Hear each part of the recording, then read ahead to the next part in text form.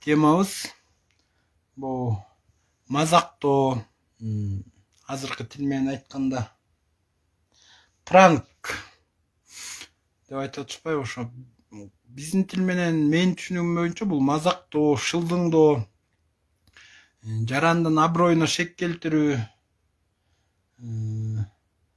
мындайча айтканда жаранды дүйнөнүн төрт бурчуна уят кылып атат.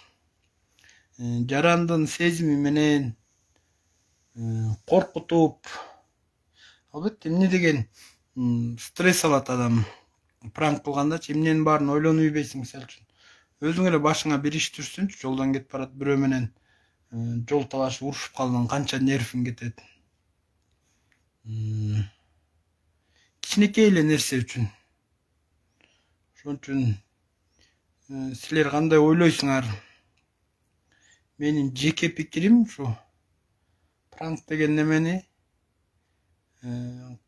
албетте жакшы жактары бар, жакшы мындай адамдын аң сезимин өстүрүү, адамдын логикасын өстүрүү жагында мындай жакшы, адамдын аброюна шек келтирбеген иштерди кылса болот, пранк кылыпчы. Бирок момундай шылдыңдап, мына бүгүн да бир кызды ала качып, уят кылып, коркуп эметти. Ошондой иштерге тыюу салыш керек. Ошон үчүн жалпы кыргыз элине бүгүнкү чыккан түз эфирим ошо тууралуу болот. Сиздер кандай деп ойлойсуңар? Ошо тыюу салынсын, обу жок мындай чектен ашып кеткен пранктарга.